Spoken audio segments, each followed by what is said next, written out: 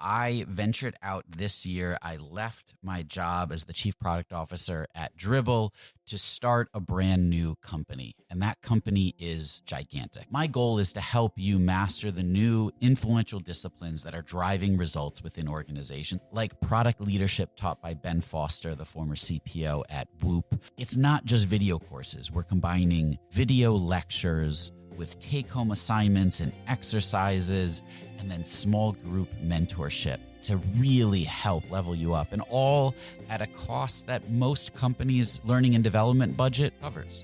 So if you're interested, go to gigantic.is, that's gigantic.is, sign up for a course, and I'll walk you through everything that you need to know. And if you enroll and let me know that you heard about this on Rocketship, I've got a special discount for you. Yeah, we modified this pitch deck about 15 to 20 times. Okay. From start to finish. Welcome to the Rocketship podcast. I'm Michael Sacca. I'm Joelle Steiniger. And I'm Matt Goldman. And we're having 20-minute talks with entrepreneurs teaching you how to launch your product into revenue. Check out our book at howtobuildarocketship.com to reserve your launch discount and to download a free chapter. Today on the podcast, we talked with Kat Noone, co-founder of Liberio. She talked with us about their journey in raising a seed round. She talked about the strategies they discovered in building their pitch deck, meetings with VCs, and really the whole thought behind raising money in the first place. Really interesting talk with Kat. We'd like to take a moment to thank our awesome sponsors. CodeShip makes continuous delivery simple and easy. Go to codeship.com/rocketship to get 20% off 3 months. We'd also like to thank InVision app. InVision is by far the best prototyping and collaboration tool on the market. Go to InVision app/Rocketship to get the starter plan free for 90 days. Customer.io is a modern email platform built for startups. Go to customer.io/Rocketship to start sending emails that convert. Welcome to the Rocketship podcast. We're here with Kat Noone, co-founder of Liberio. Kat, welcome. Hey, thanks. So you've been on before. This is your second time. And last time you guys hadn't launched. And now you guys are live. And we're so excited to have you on to talk about what kind of that journey in between now and then has been. So for those that didn't listen to the first episode, give us the quick pitch for Liberio. Sure. Liberio is a platform for ebook creation and publishing right from Google Drive.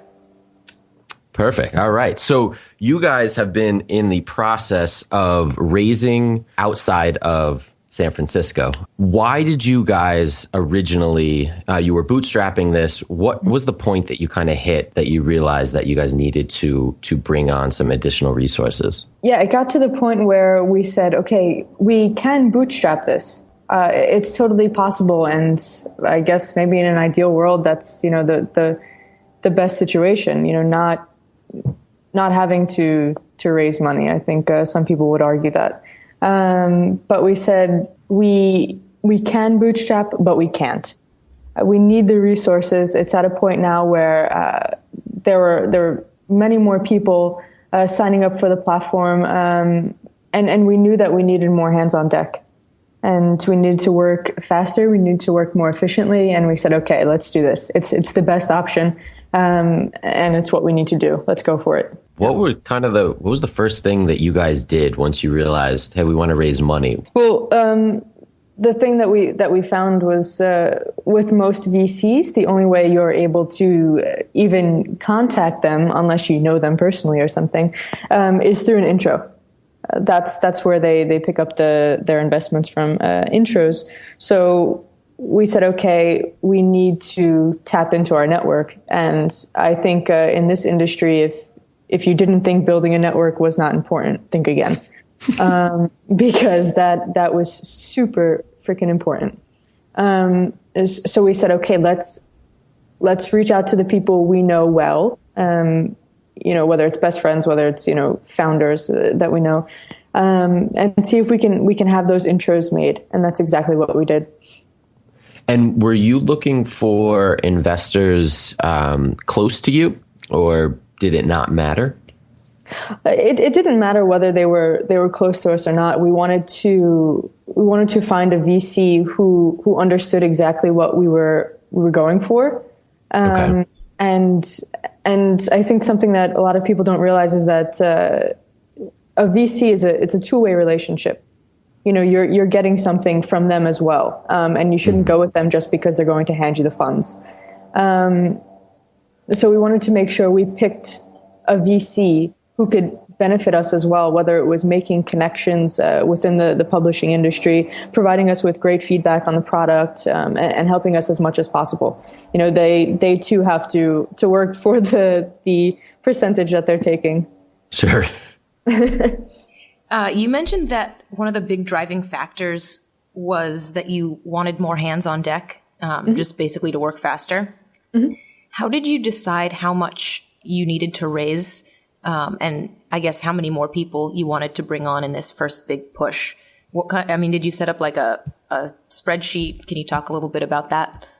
Oh yeah. One thing that obviously we needed to determine that before speaking with the VCs, and the same thing that the VCs want to see, is a spreadsheet of your finances.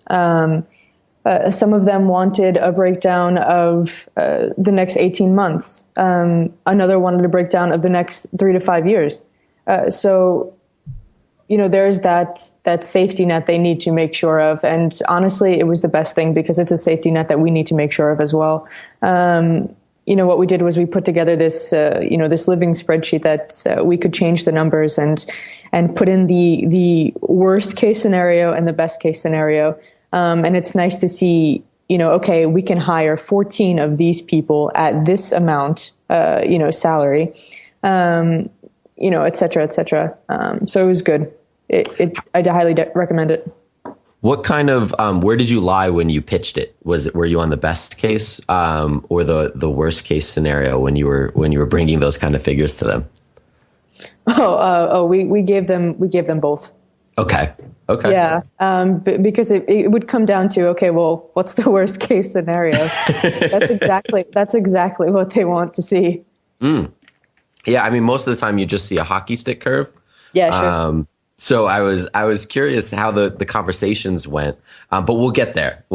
Yeah, sure. So when you're asking for the intros, what kind of, what information were they looking for that they were passing on to the VC to potentially get you in front of them? Well, I think the intro, you know, when you make an intro to someone, it's not I like your product, I'm going to intro you to them right now. You know, the other person who's making the intro contacts them first to see whether or not it even makes sense, whether it's okay, whether or not they're even looking for another portfolio company at the moment. You don't know. So for the person introing, it's just a matter of, hey, this is a product that I saw lately and I think it would make sense for you guys, or this is so-and-so, the founder of, Liberio, and vouch for myself or my co-founder as an individual, someone in the industry. Either way, it's this really small vouch that kind of gets you that initial email, that initial contact, and then it's up to you to take it from there. And did you just send them the deck back, or was there some due diligence even before the deck was sent over and a meeting was set up? No, I mean, after the intro was made and we and the VCs exchanged, emails back and forth. We said, okay, let's set up a time to talk or come to our office. But before doing so, before setting up the meeting, before having the meeting, we'd follow up and say, okay, well, as promised, here's our pitch deck and our financial model, our financial spreadsheet, whatever you want to call it, in preparation for our meeting. So they have it ahead of time. They have something to look over before they even get in there, so they can do their due diligence and their research, what have you. And everyone's prepared, essentially. And so did you pitch from the deck when you went in there? Or had they already seen the deck and it's more of a conversation? It really depended on the VC. Okay. Yeah, there were some that we pitched right from the deck, even though they already saw it we went through. Others where it was much more fluid and more of a conversation based on some of the information on the deck that they wanted to press because everything looked good or they had no questions pertaining to it. So it really depended on the VC. So let's talk about the deck for a little bit. Sure. Can you take us through some of the essential elements in a pitch deck that the VCs were looking for? Sure. Well, as you can imagine, the one thing they want to know about is monetization. How are you going to make money? Mm-hmm. So that was something that was needed to be in there. I mean, we were sure to include things like what our problem is, or what the industry's problem is. Why we exist. Essentially, our solution to said problem. What we're trying to do, some images of the platform, of the product. Mm-hmm. They really wanted to know about, and really need to know about, stats in the actual market. Okay. Another important thing that they want to know is competitors. Who else is in the same space as you, and what are they doing that you are or are not? Okay. Yeah. I mean, we made it a point to really mix it up when it came to discussion about what we're doing and facts. But in the end, of course, they want to see the numbers. This episode is brought to you by Miro. So when I was at Dribbble, over the 6 years, there was one tool that we would always use when we were doing cross-team collaboration. Whenever the collaboration started to get complex, we would bring in Miro. It made it incredibly easy to align stakeholders across regions and time zones, and definitely teams, with ease. And we were able to do all of that while being a completely remote team. It also has integrations into Jira, Azure, Rally, a lot of the tools that you're using already for product management and engineering. So you can import tasks from them as native cards, and it helps you see the big picture. It also helps stakeholders to understand what work needs to be done. It was incredibly valuable. And then they even have an estimation app that gives you a clear understanding of the work scope, lets you identify gaps, and then it has the ability for you to set clear expectations for delivery, especially when you're working across functions. So your first 3 Miro boards are free forever when you sign up today. Go to Miro.com/podcast. That's Miro.com/podcast. Interesting. And so the numbers are projections into the future. And when I saw your deck, it was one of my favorite slides, because you guys actually had a timeline for, what was the next year and a half or 2 years? Yeah, year and a half. Yeah. And you had the hires aligned with, I guess the kind of features or market verticals that you were going to go into. Yep. Which I thought was really well done. If we can't show the deck, I'd love even just to kind of show that slide. Sure. So how did you guys approach planning the next 2 years of the product? And how did you kind of align the resources that you would need with that planning?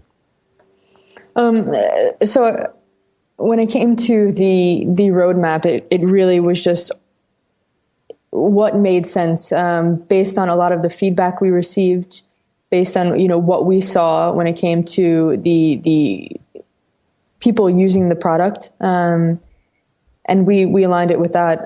What do they need?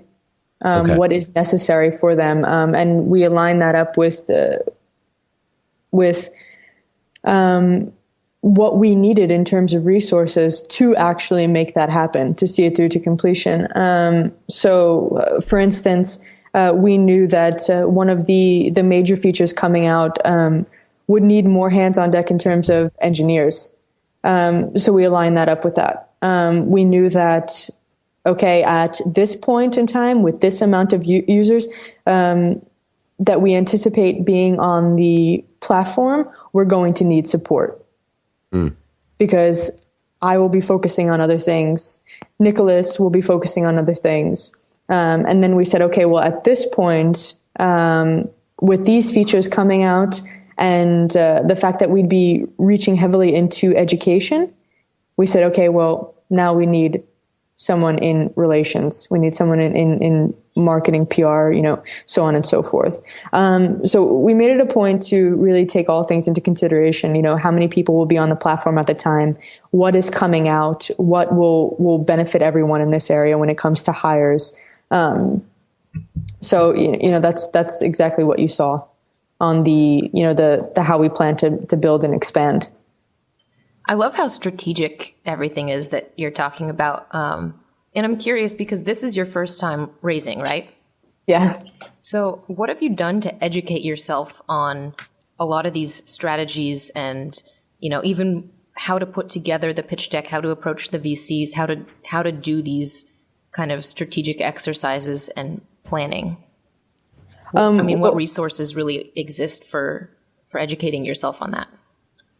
So I think that, there are a ton of resources on the internet that you can go in and look at. And I spent quite some time looking at articles that detailed, the perfect pitch, and it was all fine and dandy looking at other pitches. But the thing about them is that they're not yours. It's hard to look at someone else's numbers or someone else's plan to expand. And I was like, okay, this is great, but this isn't helping me. Mm-hmm. So I said, okay, well, the only thing that makes sense is to really talk to people who have done this before.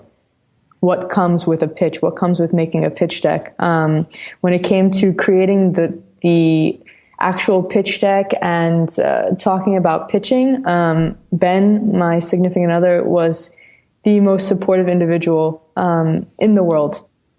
He's done this before. He knows what goes into it. So I am forever in his debt when it came to this pitch deck and pitching, because it's not just about putting numbers and pretty illustrations into a pitch deck. Granted, that's a big part of it because, you need to wow them. You need to wow the VCs. And if you put a lot into your pitch deck, it shows you care. But the strategy behind the pitch deck and aligning the roadmap, there's a lot to it.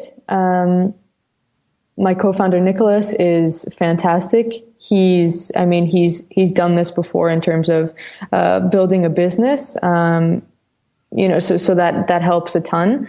I've been in the startup scene. I've worked with companies, who act as startups. So there was a bit of experience there.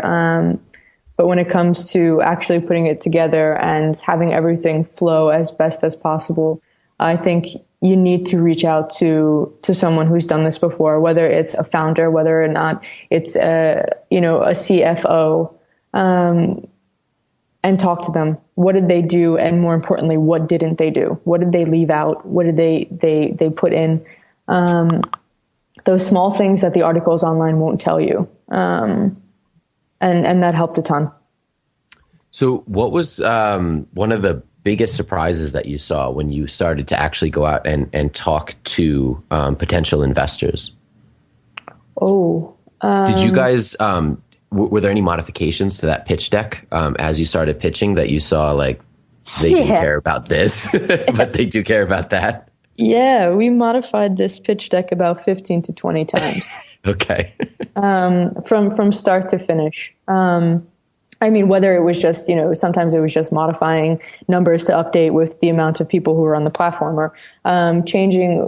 One thing we changed was that was pretty major was the time frame that we allotted for in our Liberio's future, how we plan to build and expand. We originally had it for 12 months projection, and then we expanded it to 18 months because we realized, okay, well, if this money will take us into 12 months, we're going to have to start pitching again much earlier than that. Yeah, you basically have 6 months, right? Yeah, exactly, which is not shit in terms of where, hiring and the features and everything will take us. It's nothing. So we expanded that to 18 months. Another thing that we changed up after talking to one VC was the Liberio's future, how we plan to monetize. We didn't change up our monetization plan, but we changed up the way we worded it to make it much more clear about what we were doing and what our goal was in terms of monetization. So you saw people getting kind of tripped up on that, or hung up on facts that they didn't, because they weren't quite seeing it the way that you guys were? Yeah. Okay. Mm-hmm. So was there any tricks that you learned that you didn't know before when building your pitch deck that you would include now? One thing actually that we didn't know before, but Skylar Dearman, who is the founder of SideStage and former founder of Moped, we were chatting with him, and he actually gave us a tip that said to remove the amount that you're looking for from your pitch deck, which I found pretty interesting. But in a way, I guess depending on the VC, it makes sense. It's a negotiation point. It's a really big number that should be discussed in the actual pitch. But in the end, you want them to focus on your product totally, and really drag them in with that, and then talk numbers. So that was something that I think was super useful, and that I will do going forward and will recommend going forward for everyone. Does it work 100%? Nothing's 100%. And again, it depends on the VC, but I think it makes sense and it's worth doing. It doesn't harm you, so why not? Yeah. And they're obviously going to ask, right? Yeah, exactly. It will come up. So it doesn't matter. I promise. Very you cool. So when you're actually pitching, I guess kind of take me through it, the typical scenario of what it looks like. How long is it? And then what were some of the general questions that kept coming up?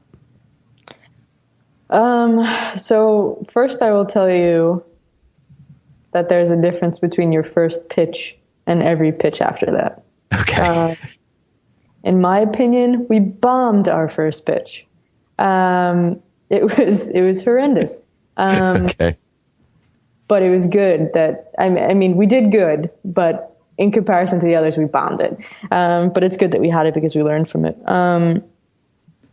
So I guess the typical pitch, it feels like it's only a few minutes. And at the same time, it feels like it's lasting forever and you're on this hot spot and it's terrible, because you're nervous as hell. And maybe that's just me because this is my first time pitching, but, I'd like to think that everyone is nervous when they get up there. I'm sure they are. Someone for money. It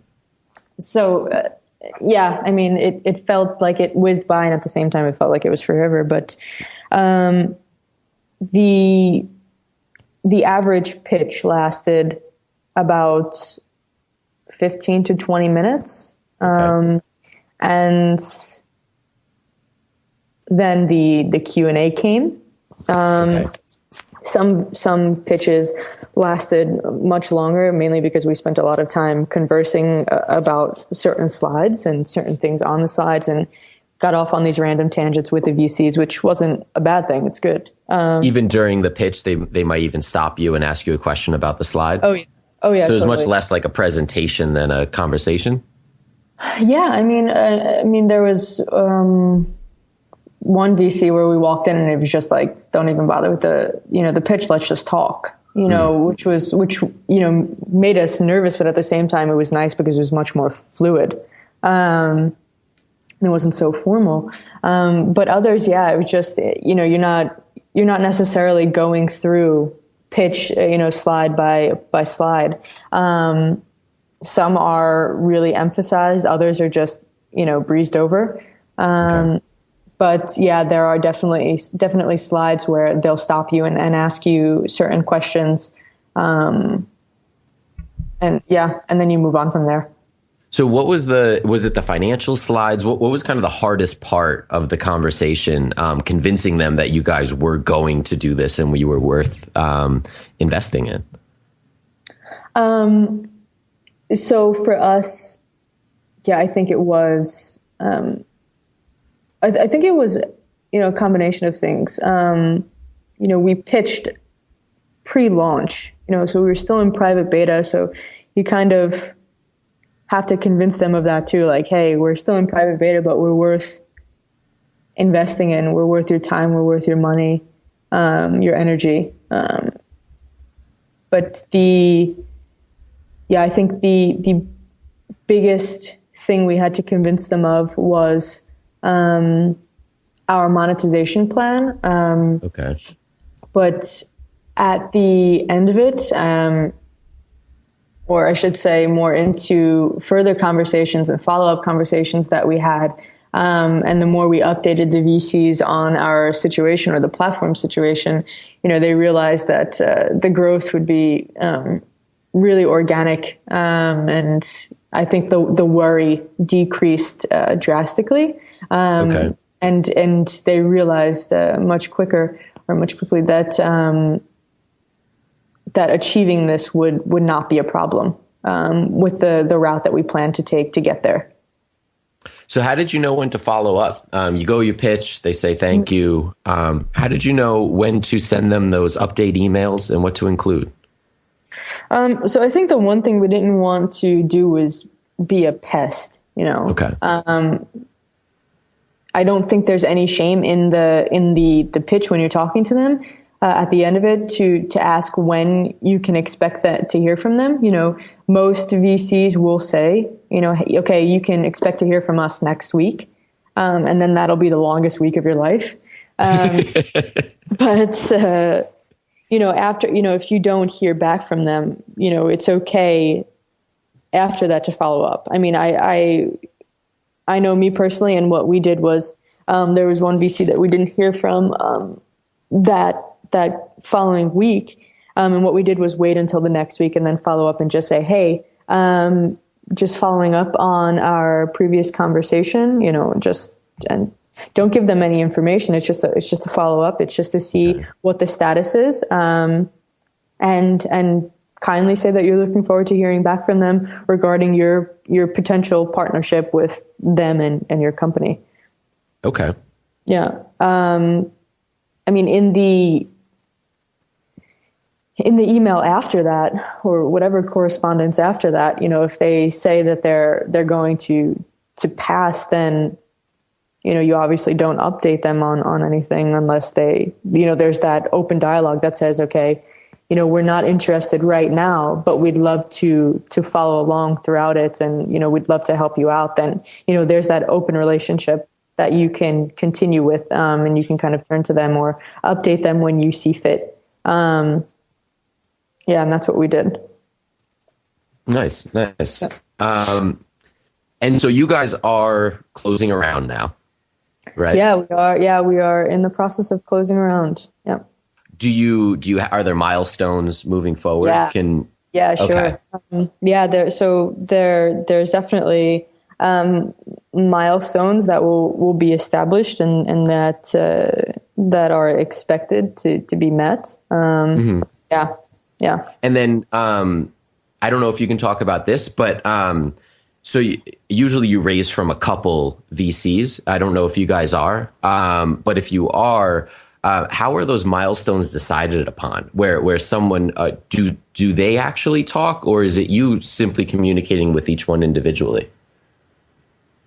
Well, I think that's what the board meetings are for. Okay. I think you have these conversations with your VC or your VCs, and you touch base with them as a company. But from my understanding, the board meeting is where you all get together and kind of go through what's happening, because maybe there's one VC that expects something of you that the other doesn't.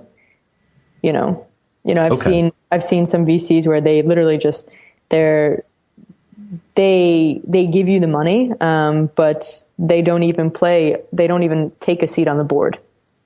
So when you take a seat on the board, that means you kind of have access to these meetings and planning sessions directly with you. And if they do not take a seat, then they are not really involved in setting those goals. Yeah, I mean, from what I understand, typically a VC will always take a seat at the board. But like I said, there's one VC that we know of that will literally, they have this ticket size and they hand you the money and they take their share, but they play zero role in advisement and on the board. They just play zero role in helping you out. So it's essentially it's money in exchange for shares. Okay. Yeah. Personally, not my ideal situation. But for some people, that might work totally. Okay. We've talked to a lot of people about the process that goes into this and how much time it takes. And it seems like what we've heard across the board is that you need to be willing to commit 2 to 3 months, totally dedicated, at least one person on the team, to fundraising. Have you found the same timeline? Oh, I've found that it's longer. Really? Yeah. I mean, I think it really also, again, depends on the VC. But yeah, when did we start our fundraising? I want to say this is now, what month are we in? Are we in August? That's probably an indication right there. No, yeah, I think we started raising speaking to VCs, the whole process in May. Yeah, May. Wow. And you're a designer co-founder, right?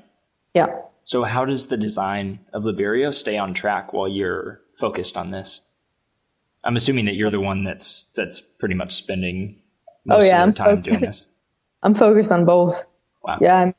That's the one thing that is, excuse my friend, super shitty about fundraising is that it takes so much time away from the actual product. And honestly, I was a hair away from losing my sanity when it came to working on this and actually fundraising, and continuing to work on the product.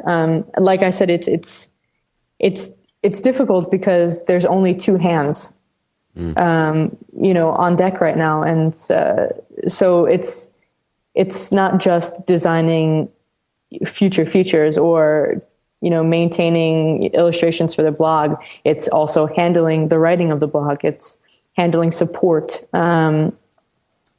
social media marketing. So there's multiple things happening at once, but, you can maybe not put out a blog post for 2 weeks. That kind of can get sacrificed. You can maybe not post as much on social media. But at the end of it, all of it works together. So pitch deck design was typically done in the evening, way into night, and regular, typical Liberio stuff was done in the day into the afternoon.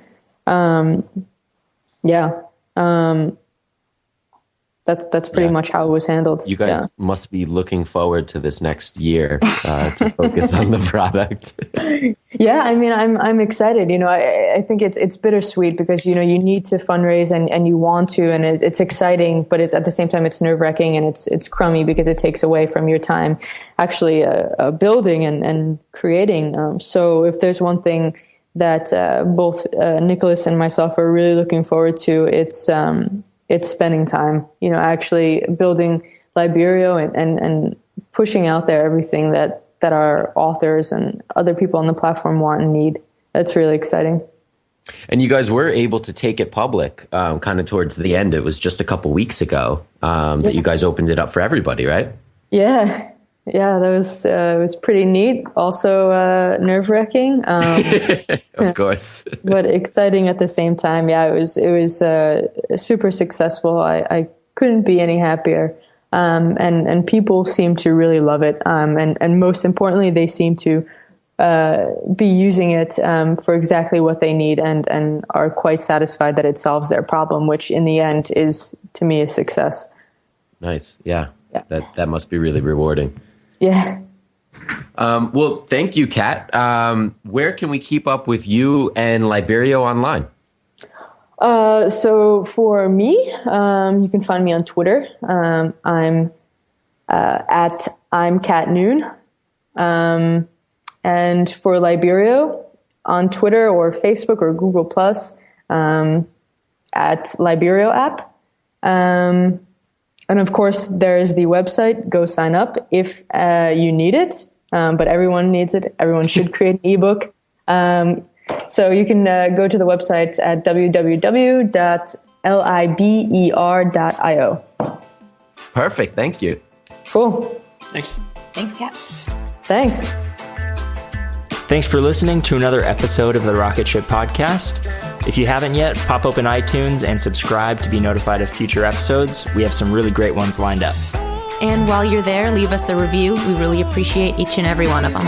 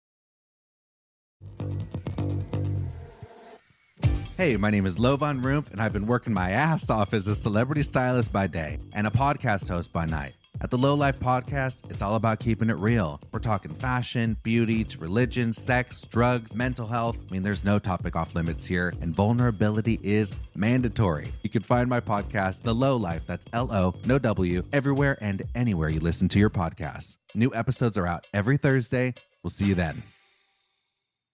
It's pretty eerie to know you're in a place that no human's ever been before. This is Armchair Explorer, where the world's greatest adventurers tell their best stories from the road. And 4 of us were swept down the side of the mountain, and then I knew there was no way out of this thing. From the heart-pounding to the inspiring and the downright insane. Find Armchair Explorer, a part of APT Podcast Studios, wherever you get your podcasts. Go and find what it is in the world that matches that wildness in yourself.